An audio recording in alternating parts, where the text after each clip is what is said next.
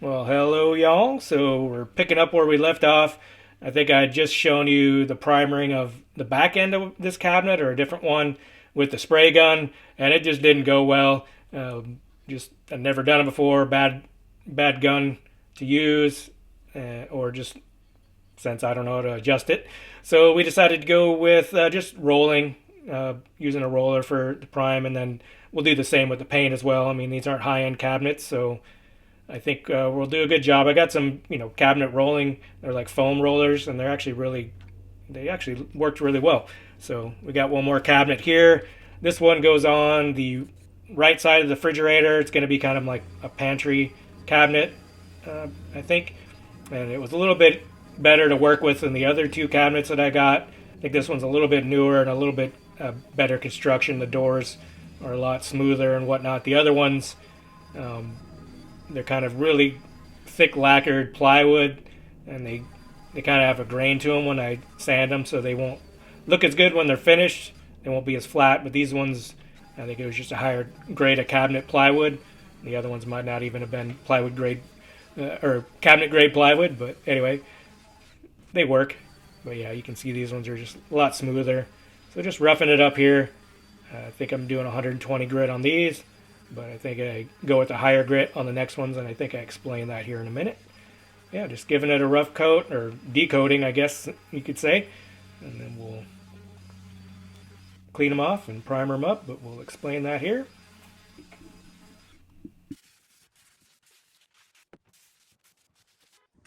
All right, we just got these ones sanded down, and I had to go in the back of the shed here and find the door faces, the doors for the cabinets I got hung up in the kitchen, and get to sand them down. They've got a really high gloss lacquer on them or whatnot, and so we'll probably I was doing 120 on these, but I'll probably try out these 80 grit ones on these ones, just because it's so thick with this high gloss stuff. So we'll try to get through it, and then plus a couple of these have some pretty deep stains in it, and there's one here that's really bad. It's been scraped all get out. So probably take a thicker grain to get this smooth, or a thicker grit to get this smoothed out. So we'll work on that now. Yep, so there we go. We're just working on those with the 80 grit to try to take a lot of that lacquer off, and turning it over, taking the little magnet brackets off there, just to get it all sanded on the tops and the bottoms.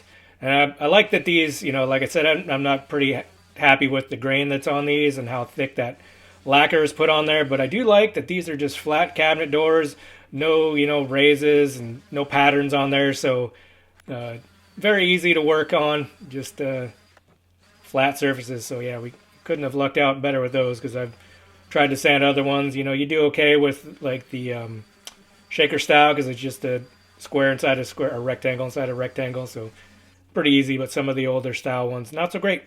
Yeah, so I got those done, and then just took a damp little tack cloth and clean them off so we can get back to business, doing some rolling with the primer here.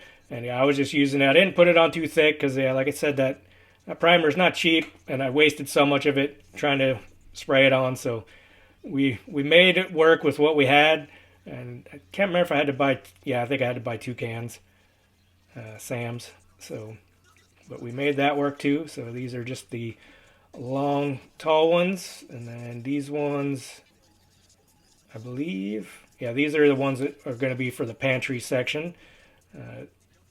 Back side, I think front side, and this is the back side here. And the super tall ones, I believe, are for the laundry room section, because that cabinet is super tall. But yep, nice to get this done. And that one was weird, because there was like this weird like oil film on that got on my brush, and so it was like leaving these circle marks in there, little like splotches, like raindrops. So yeah, so I just took took a rag and wiped them down to try to get rid of that pattern, and it worked out. So let them dry, flipped them over when they were dry enough, and then, oh yeah, I was getting the edges on these ones. And that's why I put them up on a little elevation, because I did the sides, so I didn't want it to stick to the cloth below. And then you can see here where I'm just tried to get every bit of that can out of there, got it upside down and turned around. And then I think we come in here in a second here where I'm like, all right, it's not coming out, so we'll stick our brush inside there, the roller in there, and get as much from the walls of that can as we can.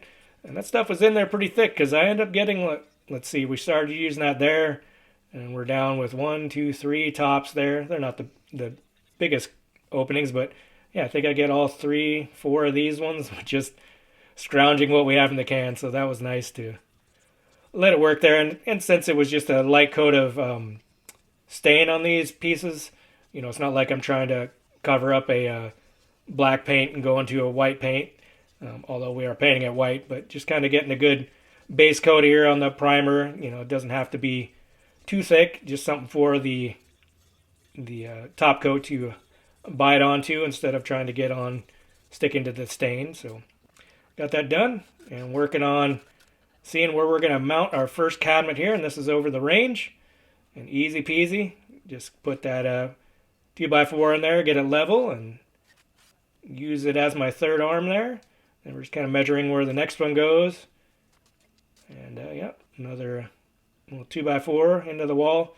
Fortunately, you got to patch the little holes you make there, but it definitely worth it. Plus, I'm going to have tile in the backsplash here in the end, so worth it. And yeah, so then we move over here. Oh, this one was a pain, especially because the dryers were there, and I just wanted it tight against the ceiling. And oh man, I was struggling with that because it was heavy. So I was like, okay, let's get up on top of the washer and dryer, and we'll get it in there and get it into place. And so it's in there, and we'll explain the fun time we had there, or just how well it fit in that little crevice here in a second. But yeah, we got it, and so we'll start working on getting well, I think I have one more to go, but we got some drywall to work on, but we'll explain that here. And there we are, all done. Yeah, far from done, but we got her up there, which was tougher than I expected, but I think we got her pretty level. She looks to be right in the middle on this side. Over here, same deal. So yeah, good to go. Then we'll put some, small trim on the end here, just a little piece to hide the gap here. Isn't a gap here, but we'll put one there just to clean it up. Well, we'll do that, after I do the finishing of the drywall. I thought about finishing the drywall before doing this, but I just wanted to get this up here. We'll just tape it off, do it as best we can, and then put that little trim there to hide the finish work there. And we'll do some on the bottom as well, and then use the trim work that we're doing in the bedroom there. We'll put a piece here, along this sections. Still gotta sand this out, and then I'll just be putting some sort of underlayment here. Is not really underlayment, but some kind of shelf protector there just to hide that, clean it all up. Might use some peel and stick vinyl tiles or something, we'll see. Maybe in the back too, but probably not. Probably just the bottom, and then we'll build a shelf and get the doors painted up and put them on here. And this is just primer anyway, so we'll at least primer the doors and put them up, and then someday figure out primary colors for everything. But at least we got the major lifting done and got that set up in there. So yeah, it was a little bit farther down than I wanted, but this cabinet was made for this space pretty much, because I just had to trim the little ends off, and there it is. I can still open this. I guess it's pretty good size cab. Perfectly fits here. There's plenty of room. It's not going to get in the way. It doesn't stick out too far, so not too bad for $20. Yeah, and since we're putting that cabinet there to the right of the dryer or refrigerator, I wanted to make sure I got at least this corner bead taken care of, so I wouldn't have to worry about the cabinet being in the way from trying to sand it smooth, and not sure how far I had to feather out the drywall mud to make it look all flat and even there around the corner. So decided to put the little pieces of drywall there on the inside of the corner, and then put some mud in there, put our corner bead up, and then embed it in there. And then I think and that was just a 2-inch knife, and we'll go with the 6-inch knife here in a second to feather it out. So we can make it look as smooth as butter. So yeah, getting that done. And then once that's all dry, I primered it up. I think I did that off camera. Just primered it up so can't tell I ever did it. And I think I did a good job with it, because then after this, we start putting that cabinet back in place. So I take measurements how far away from where the studs in the wall are, so I have something to sink into.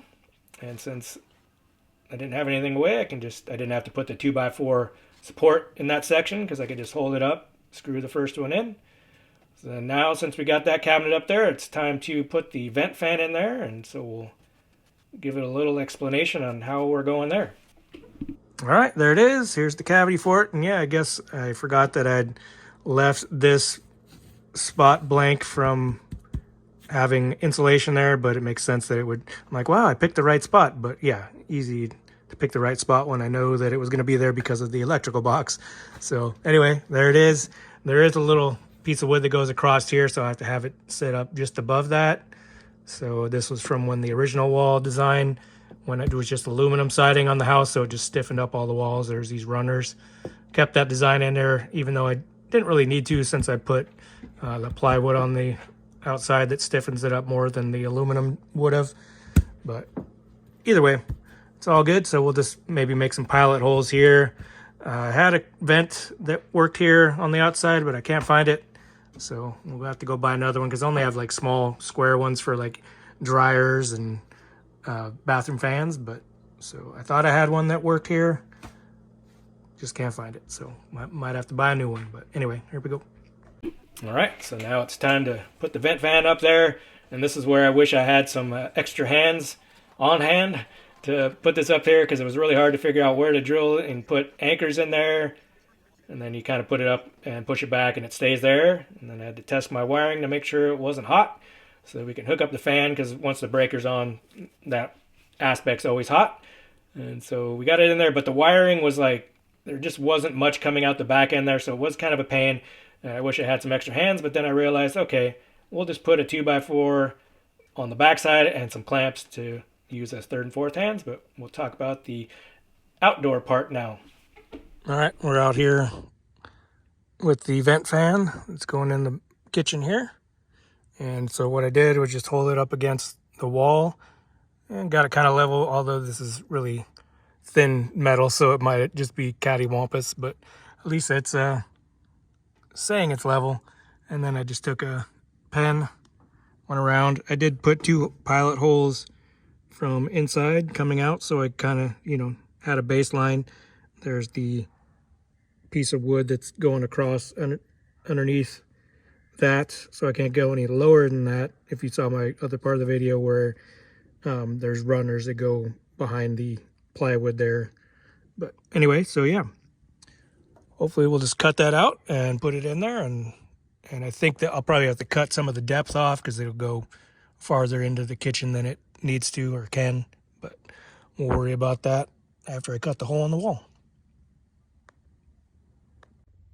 All right, we'll see if we can do this with one hand.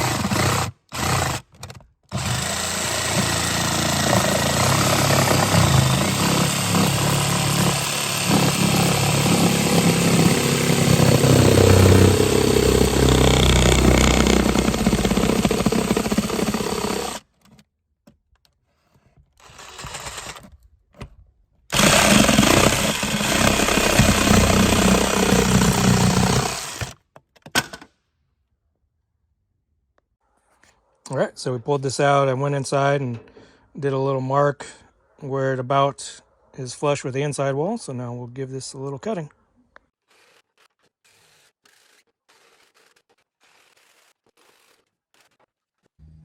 All right, there it is. I just put it in there, and I used some sealing silicone here. It's actually the same stuff used to seal the gutters, just because it was in the gun. And so we used what we had, and I just put some machine screws in here. I think there's 4 of them. I think that should do the trick. And yeah, this little flap, you know, comes open when the fan's on, so it does its job. I don't know if you can see it, but it starts over to the left, starts about here, and then it ends like right here inside, but so it kind of has to come out at an angle, but yeah, it works good enough. So yeah, and then we'll paint this up the same color as the house when I finish probably doing the gutter downspouts. And then these battens weren't full length, so I had to cut some pieces off here. So we'll, you know, I glued some of these up to seal the seam.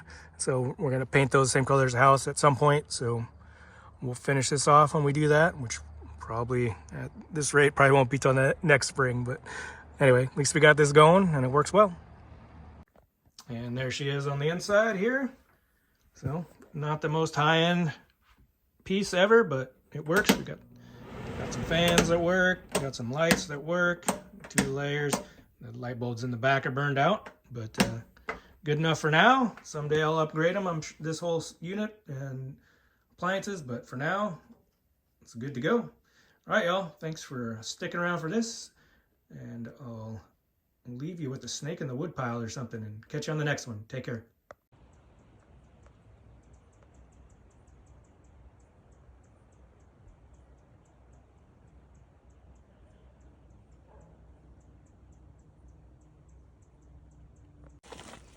When you live in the Northwest, it's not so scary to see snakes in your woodpile.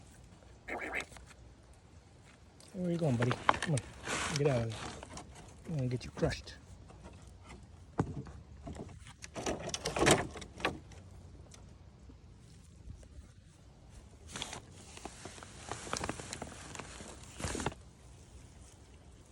Little dude.